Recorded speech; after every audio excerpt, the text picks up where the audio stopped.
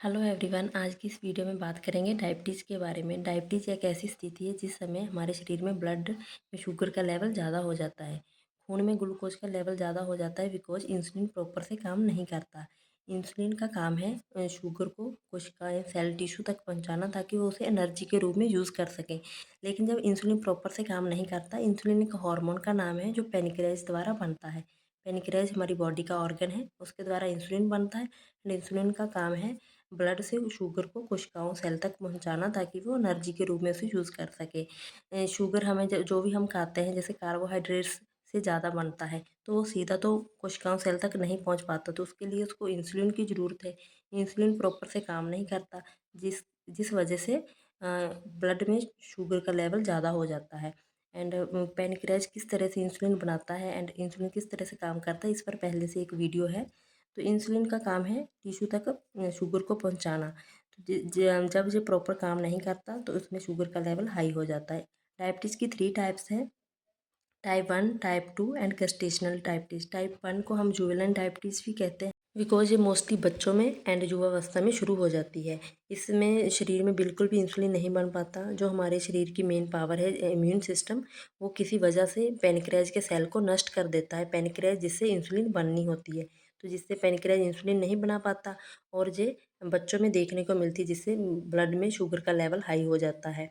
तो इसके अलावा भी कई कारण हो सकते हैं जैसे इन्वायरमेंटल डिस्फैक्टर एंड हार्मोनल डिस्टर्बेंस। तो ये मोस्टली बच्चों में देखने को मिलती है टाइप 1। टाइप 2 ये आमतौर पर सभी लोगों में ये टाइप 2 होती है। इसका काम इसमें होता है इंसुलिन बनता तो है लेकिन ठीक से काम नहीं करता, जिसकी वजह से ब्लड में शुगर का लेवल हाई हो जाता है। एंड इसके भी कई रीजन है जैसे obesity, genetic disorder, lifestyle changes, less physical activity, stress, hormonal changes, unhealthy diet etcetera. अब हम बात करेंगे गेस्टेशनल डायबिटीज़ की। गेस्टेशनल डायबिटीज़ प्रेग्नेंट वुमेन में होती है। ऐसा हर किसी में नहीं होता, लेकिन सम केसेस में ये दिक्कत देखने को मिलती है। गेस्टेशनल डायबिटीज़ में कुछ जो प्रेग्नेंट वुमेन में होती है, कुछ केसेस में ये प्रॉब्लम आफ्टर डिलीवरी ठीक हो जाती है, लेकिन कुछ केसेस में ये कंटिन्यू चलती है, टाइप 2 में कन्वर्ट हो जाती है। तो इसके भी सेम रीजन है जैसे obesity, lifestyle changes, hormonal disturbance, जहाँ एक्सेसिव फैट, इन्फ्लेमेशन, या किसी लंबे समय से मेडिकेशन का यूज़ करते हैं। तो आज की वीडियो में type 1, type 2 and gestational diabetes के बारे में जानना। टाइप 1 जिसे जुवेनाइल डायबिटीज़ भी कहते हैं, जो बच्चों में होती है। एंड टाइप 2 जो आमतौर पर सभी लोगों में होती है। And gestational diabetes pregnant women में होती है। जिन पेशेंट में डायबिटीज़ की प्रॉब्लम हो जाती है तो किस तरह के सिम्टम शो होते हैं, क्या मेन लक्षण है जो उनमें दिखाई देते हैं, जैसे बहुत ज़्यादा प्यास लगना, खाने के बाद भी भूख लगना, बिना किसी एक्टिविटी के थकान महसूस करना। ये मेन सिम्टम है, बिना किसी एक्टिविटी के थकान महसूस करना। मसूड़ों और त्वचा में इन्फेक्शन होना। अगर कोई चोट लग गई है तो उस इंजरी को हील होने में काफ़ी समय लगना। एंड बार बार पेशाब का आना, ब्लर विजन, बिना किसी वजह से वजन का कम हो जाना, जो टाइप 1 में होता है। जो टाइप 1 के मेन सिम्टम है बिना किसी रीजन के वजन का कम हो जाना। अगर इस तरह के सिम्टम बार बार शो होते हैं तो डॉक्टर से अवश्य कंसल्ट करें। ब्लड में शुगर का लेवल 115 टू 120 mg पर डेसीलीटर होता है। एंड खाना खाने के बाद 130 टू 140 mg पर डेसीलीटर हो सकता है बिकॉज खाने में भी शुगर होता है। इसके अलावा जो age and gender and food के अकॉर्डिंग अलग अलग होता है शुगर का लेवल। ब्लड में शुगर के ज़्यादा लेवल को हाइपरग्लाइसीमिया एंड लो लेवल को हाइपोग्लाइसीमिया कहते हैं।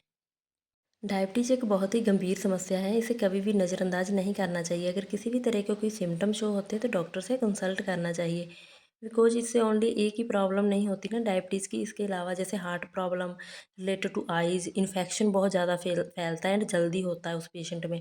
एंड चोट का जल्दी ठीक ना होना, इस तरह की काफ़ी दिक्कतें होती हैं। एंड तो हमें डॉक्टर से कंसल्ट करना चाहिए एंड उसके अकॉर्डिंग ही ट्रीटमेंट लेना चाहिए। हमें खुद से कभी भी insulin injection, tablets, insulin pump का यूज़ नहीं करना चाहिए। हमेशा डॉक्टर के अकॉर्डिंग एंड जैसे डॉक्टर ने टाइम एंड डोज बताई उसके अकॉर्डिंग ही उसका उपयोग करना चाहिए। इसके अलावा टाइम टू टाइम चेकअप भी बहुत ज़रूरी है, जिससे पता चलता है जो आपको मेडिसिन दी गई है उससे आपको कितना फ़ायदा हो रहा है। तो इसलिए रेगुलर चेकअप भी बहुत ज़रूरी है इसमें।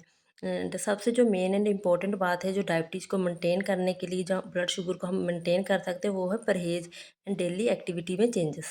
जैसे अनहेल्दी डाइट भी एक रीज़न है, तो हमें हेल्दी डाइट लेनी चाहिए, न्यूट्रिएंट आहार लेने चाहिए जो हमारी बॉडी के लिए बेनिफिशियल है, जिससे बॉडी में स्ट्रॉन्ग एंड मजबूती हो। इन्फेक्शंस वगैरह से बॉडी को प्रोटेक्ट हो सके। जंक फूड को अवॉइड करना चाहिए। एक्स्ट्रा फैट को रिमूव करने के लिए रेगुलर एक्सरसाइज करनी चाहिए। मॉर्निंग एंड इवनिंग वॉक करनी चाहिए जिससे स्ट्रेस कम हो। तो इस तरह की फिजिकल एक्टिविटी करनी चाहिए। According to research blood sugar को कंट्रोल करने के लिए कुछ ड्रिंक भी हमारी लाइफ में ऐड हमें करनी चाहिए, जैसे ग्रीन टी, इसमें एंटीऑक्सीडेंट होता है जो इंसुलिन को बैलेंस रखने का काम करता है। ब्लैक टी, इसमें भी एंटीऑक्सीडेंट पाए जाते हैं जो डायबिटीज में बैलेंस रखने का काम करते हैं। इसके अलावा जैसे गुड़हल की ड्रिंक होती है, इससे थकान एंड स्ट्रेस कम होता है। जो एक हर्बल टी है जिससे हमारा इम्यून सिस्टम भी स्ट्रांग होता है। एंड इसके अलावा जैसे दालचीनी की ड्रिंक भी हमारे लिए बहुत ही ज़रूरी है। इसके भी काफ़ी फ़ायदे हैं। इसके बारे में हम थोड़ा सा डिटेल में बात करेंगे। सिनेमन यानी कि दालचीनी जो कि आप तरह तरह की चीज़ों में गर्म मसाले के रूप में डालते हैं, लेकिन ये सिर्फ एक मसाला नहीं बल्कि आयुर्वेदिक मेडिसिन है। अकॉर्डिंग टू रिसर्च दालचीनी इंसुलिन की सेंसिटिविटी को इम्प्रूव करती है। इंसुलिन, जैसे हमने पहले जाना, इंसुलिन का काम है ग्लूकोज को कोशिकाओं तक पहुँचाना, ऑब्जर्व करवाना। तो ये इंसुलिन की सेंसिटिविटी को इम्प्रूव करती है। जब इंसुलिन की सेंसिटिविटी इम्प्रूव होगी तो प्रॉपर ग्लूकोज कोशिकाओं तक पहुँचेगा, ब्लड शुगर में उसका लेवल बैलेंस रहेगा, ब्लड शुगर में ग्लूकोज जमा नहीं होगा। एंड इसके अलावा जो भी और अदर कॉम्प्लिकेशंस होती है डायबिटीज़ की वजह से, हाई ब्लड शुगर की वजह से, उसके जो बैड इफ़ेक्ट होते हैं उसको कम करने में, उसको बैलेंस रखने में, मैनेजमेंट करने में ये अहम भूमिका निभाती है। दालचीनी हमारे लिए बहुत ही लाभदायक है, लेकिन इसको भी हमें सही तरीके से सही मात्रा में यूज़ करना बहुत ही आवश्यक है। इसलिए हमें इसकी मात्रा की सावधानी रखना बहुत ज़रूरी है। मोस्टली हम इसे मसाले के रूप में यूज़ करते हैं, लेकिन जिन पेशेंट को ज़्यादा डायबिटीज़ है या जो जिनकी मेडिसिन चलती है, मेडिसिन भी उनको प्रॉपर मात्रा में लेनी है जैसे डॉक्टर ने बताई है। लेकिन परहेज़ के लिए, कंट्रोल के लिए हम दालचीनी का यूज़ कर सकते हैं। तो हमें इसे ड्रिंक के रूप में यूज़ करना है।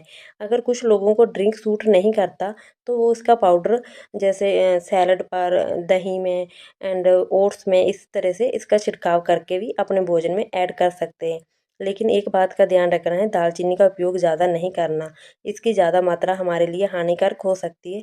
इसकी मात्रा का बहुत कम उपयोग करना है, लेकिन रेगुलर करना है। जैसे आप कंटिन्यू 2 मंथ तक इसका उपयोग करें, फिर 1 मंथ का गैप बीच में दें। उसके बाद फिर कंटिन्यू 2 मंथ 3 मंथ इसका उपयोग आप कर सकते हैं। इसलिए इसी तरह हमें कंसिस्टेंसी बनानी इसकी बहुत ज़रूरी है। दालचीनी को यूज़ करते समय सेकंड जो बात का हमें ध्यान रखना चाहिए वो है इसकी वैरायटी। वैरायटी को ध्यान में रखना बहुत ज़रूरी है। दरअसल 2 तरह की सिनेमन होती है, कैसिया सिनेमन एंड सीलन सिनेमन। जो कैसिया सिनेमन होती है वो हमें आमतौर मार्केट से मिल जाती है, जो जिसका उपयोग हम मसाले के तौर तौर में हमारे फूड में करते हैं एंड मोस्टली हम लेकर आते हैं। जो कैसिया सिनेमन होती है इसमें कुमेर नाम का एक कंपाउंड पाया जाता है। एग्जाम्पल के लिए आप समझ लीजिए, एक तत्व पाया जाता है जो हमारे लीवर के लिए हानिकारक है। ज़्यादा क्वांटिटी में पाया जाता है जो हमारे लीवर को नुकसान पहुंचा सकता है। इसलिए हमें कैसिया सिनेमन का यूज़ नहीं करना, हमें सीलन सिनेमन का यूज़ करना है जो ट्रू सिनेमन है। जो श्रीलंका में आमतौर पर पैदा होती है एंड इसमें जो कुमेर नाम का कंपाउंड है वो नहीं पाया जाता, इसलिए ये हमारे लिए हानिकारक नहीं है। इसको हम हमारे रेगुलर यूज़ में ले सकते हैं। इसलिए वैरायटी का ध्यान रखना बहुत ज़रूरी है जब हम सिनेमन को परचेज़ करते हैं। तो फ्रेंड्स, आज की वीडियो में डायबिटीज़, उसकी types, symptom, treatment and prevention के बारे में जाना। उम्मीद करती हूँ आपके लिए ये वीडियो इन्फॉर्मेटिव रही होगी। Thanks for watching.